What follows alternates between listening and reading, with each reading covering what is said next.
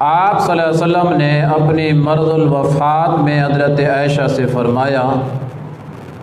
کہ آپ کے گھر میں جو 6 یا 7 دینار پڑے ہیں وہ سب اٹھاؤ اور اللہ کی راہ میں تقسیم کر دو، اور اس سے زیادہ مال آپ صلی اللہ علیہ وسلم کے پاس تھا ہی نہیں، اور جو کچھ تھا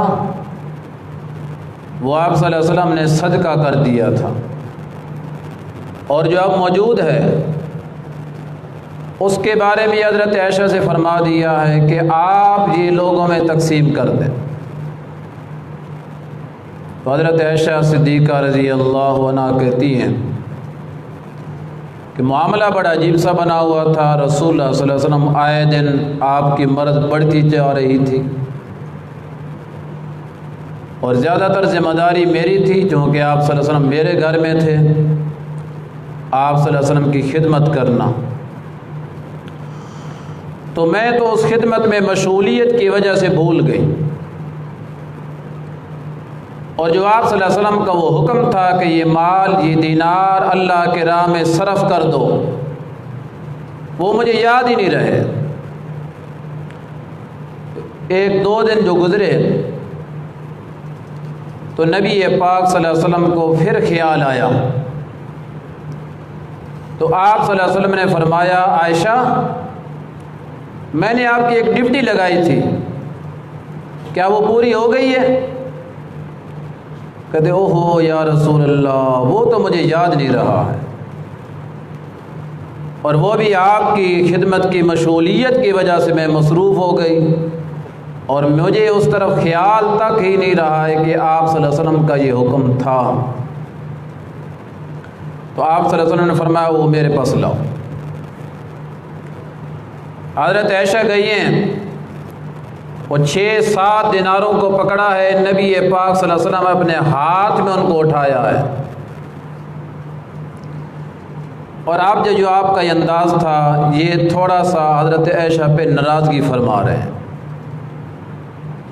کہ آپ نے میری بات پہ چونکہ عمل نہیں کیا ہے، میں جلدی سے اللہ کی راہ میں صرف کرانا چاہتا تھا، تو نے دیر کر دی ہے۔ اب پتہ ہے یہ جو مال ہے 6 دینار ہیں یا 7 دینار ہیں، اب تیرا کیا خیال ہے یا لوگوں کا کیا خیال ہے کہ یہ اللہ کے نبی اللہ کے پاس پہنچ جائیں اور یہ مال اللہ کے نبی کے پاس موجود ہو؟ تیرا کیا خیال ہے اللہ کے نبی اللہ کے پاس مال و زر لے کر جائیں؟ میں کبھی مال و زر لے کر جانے کے لیے تیار نہیں، میں صرف لا الہ الا اللہ محمد الرسول اللہ، جس مقصد کے لیے مجھے اللہ نے بھیجا ہے وہی لے کر واپس جانا چاہتا ہوں، بس لہذا جلدی کر اسے پھر صرف کر دو۔ تو نبی پاک صلی اللہ علیہ وسلم نے اپنی زندگی کے آخری ایام میں جو آپ کے گھر میں مال پڑا تھا، جو آپ کے ساتھ 9 گھر تھے اس وقت، 9 بیویاں آپ کی حیات تھیں، اور 9 ہی آپ کے گھر بنے ہوئے تھے، اور ہر گھر میں آپ صلی اللہ علیہ وسلم واری بواری تشریف لے جایا کرتے تھے، اور نمبر کے مطابق وہاں پہ قیام فرمایا کرتے تھے، رات کا قیام۔ لیکن زندگی کا جو آخری ہفتہ ہے، جب آپ مریض ہو گئے تھے اور شدید مریض ہوتے چلے گئے، تو آپ صلی اللہ علیہ وسلم نے سب ازواج مطہرات سے اجازت لے کر حضرت عائشہ کے پاس رہنے کو پسند فرمایا ہے۔ تو اس وقت جو باتیں ہوئی ان کے عام طور پہ روایت کرنے والی حضرت عائشہ ہیں، چونکہ پاس موجود وہی تھی،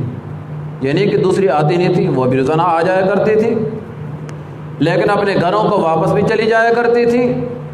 اور اتنے بڑے معاملے کے اندر بہت سارے صحابہ اکرام آئے وقت میں، آئے دن میں، دن رات ملاقات کے لیے، زیارت کے لیے، تیمارداری کے لیے، بیمار کرسی کے لیے بھی آتے جاتے رہتے تھے۔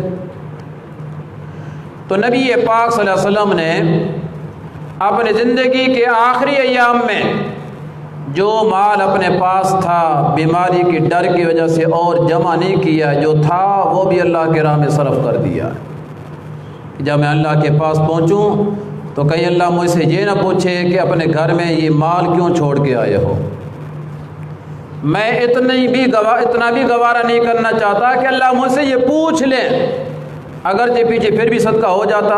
کیونکہ حضرت عائشہ کو آپ نے فرما دیا تھا وہ قطن اپنے پاس رکھنے کے لیے تیار نہ ہوتی، لیکن میری ملاقات جب اللہ سے ہو جاتی ہے، مال پڑا ہوتا تو اللہ پوچھ تو سکتے ہیں۔ خود حضرت عائشہ صدیقہ رضی اللہ عنہا بہت بڑی سخی عورت تھی۔ حضرت امیر معاویہ رضی اللہ تعالیٰ عنہ کے زمانے میں حضرت معاویہ نے حضرت عائشہ کے پاس 1,00,000 درہم بطور ہدیہ کے پیش کیا ہے کہ یہ آپ کا ہے، اپنے سال کا خرچ بنا لیں اور ایسا ایسا اس کو استعمال کرتی رہیں، اور تو کوئی ذریعہ آمدنی تھا نہیں۔ حضرت عائشہ صدیقہ رضی اللہ عنہ نے وہ 1,00,000 درہم جو تھا ایک ہی دن میں سب اللہ کے راہ میں تقسیم کر دیا۔